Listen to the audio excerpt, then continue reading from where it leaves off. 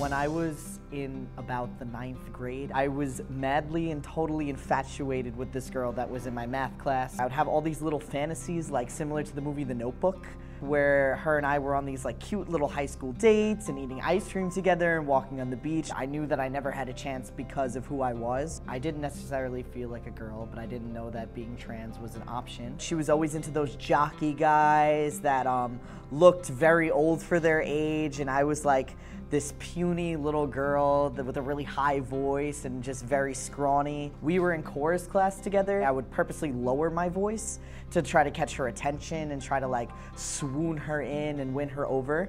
And I would close my eyes sometimes and sing and pretend that I was a guy, and it was just her and I in the room or on the beach and no one else was around. And then I would open my eyes and chorus would be over and the bell would ring and that fantasy would be over.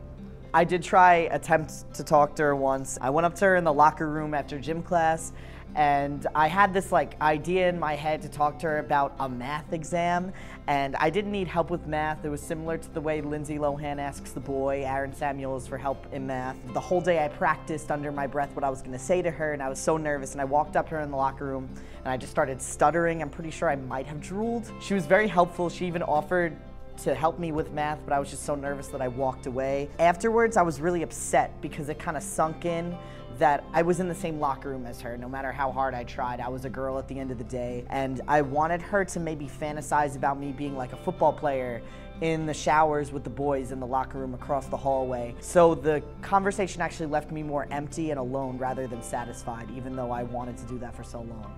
I never told her how I felt. She actually did reach out to me about 3 or 4 months ago. She messaged me on Facebook, and it was really unexpected. I thought it was like an accident or something of the sort. She messaged me and told me how proud she was that I transitioned and that I was very brave, and that a lot of people don't know what it's like to go through what I did, and she has a lot of respect for me. I like played it really cool, like kind of like Fonzie. I was like, oh, thank you so much, you know, that means a lot to me. But like on the inside, my 14-year-old self had a heart attack, absolutely.